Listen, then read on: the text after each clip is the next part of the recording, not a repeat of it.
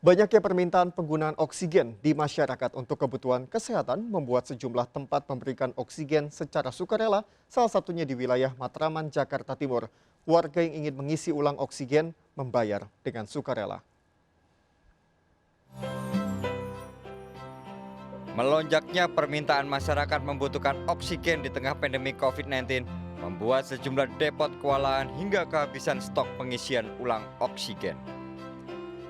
Salah satu tempat penjualan alat kesehatan di Jalan Matraman, Jakarta Timur justru menyediakan pengisian oksigen bagi warga yang membutuhkan. Berbeda dari tempat lain, salah satu tempat penjualan alat kesehatan ini memberikan pengisian ulang oksigen secara sukarela.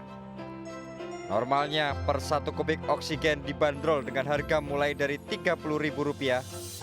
Akan tetapi di tempat ini masyarakat justru hanya membayar secara sukarela. Tidak hanya itu, setiap hari Jumat isi ulang tidak dibebankan biaya melainkan gratis dalam aksi kepedulian meringankan beban warga yang membutuhkan. Ya sejak pandemi ini aja mas, yang pandemi Delta ini pas rame-ramenya itu. Itu kapan? 2 minggu yang udah mulai 2 minggu yang lewat ya. Untuk retailnya sendiri kita menyediakan berapa tabung? Sehari itu paling 10 tabung yang isinya 10 kubik yang besar.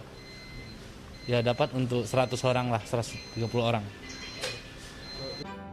Warga yang mengisi ulang oksigen bahkan rela datang dari daerah yang cukup jauh lantaran susahnya mendapatkan oksigen. Oh, alhamdulillah terbantu, sangat terbantu ya. Apalagi dalam kondisi saat ini ya kan, masa sulit banget. Di masa sulitnya warga saat pandemi COVID-19 membuat sejumlah orang menebar kebaikan dalam bentuk mendukung para pasien akibat paparan virus corona. Sehingga langkah ini mendukung tingkat kesembuhan pasien COVID-19 di Indonesia. Dari Jakarta, Rian Rahman, Arif Tribawono, Gilang Ramadan, iNews melaporkan. Mempercepat kekebalan kelompok, sektor keuangan kembali melaksanakan vaksinasi massal. 1.100 vaksin dialokasikan untuk vaksinasi karyawan bank, keluarga, dan nasabah.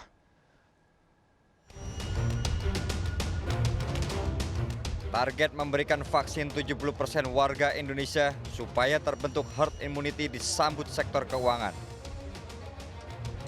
Vaksinasi massal sektor keuangan diselenggarakan selama 2 hari di Tangerang, Banten dengan target alokasi 1.100 vaksin dan baru terlaksana 500 peserta hingga diharapkan sisa target segera terpenuhi. Sasaran vaksinasi massal merupakan karyawan perbankan dan keluarga, terutama Bank Perkreditan Rakyat Indonesia, karena sektor perbankan juga merupakan sektor yang masuk dalam kategori esensial. Sektor industri keuangan kita adalah sektor esensial yang harus segera bangkit untuk melayani sistem ekonomi kita. Karena itu kita optimis ke depannya dengan percepatan vaksinasi ini, sektor industri, pelaku industri keuangan akan bisa bangkit lebih awal dan sekaligus menopang pertumbuhan ekonomi kita ke depan.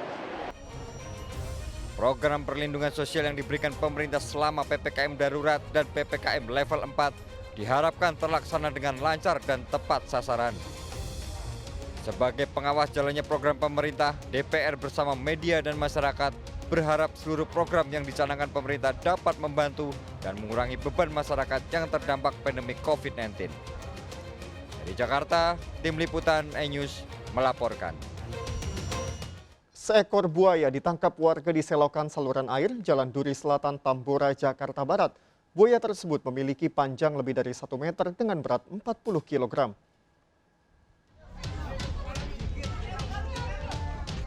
Sejumlah warga berhasil menangkap seekor buaya dari selokan di Jalan Duri Selatan, Tambora, Jakarta Barat. Buaya memiliki panjang lebih dari 1 meter dengan berat 40 kg. Proses penangkapan buaya berlangsung dramatis. Lantaran tidak ada tempat untuk memelihara buaya, warga menghubungi petugas pemadam kebakaran sektor Tambora untuk mengevakuasi buaya ke kantor pemadam kebakaran sektor Tambora. Kita ambil kesimpulan bahwa buaya tersebut adalah dari alam. Iya. Untuk panjangnya berapa? Untuk panjangnya sekitar 175 cm. Iya. reptil bertubuh besar yang hidup di air yang berusia sekitar 3 hingga 4 tahun akan diserahkan ke Balai Konservasi Sumber Daya Alam untuk dikembalikan ke habitatnya. Dari Jakarta, Miftah Kulgani, iNews melaporkan.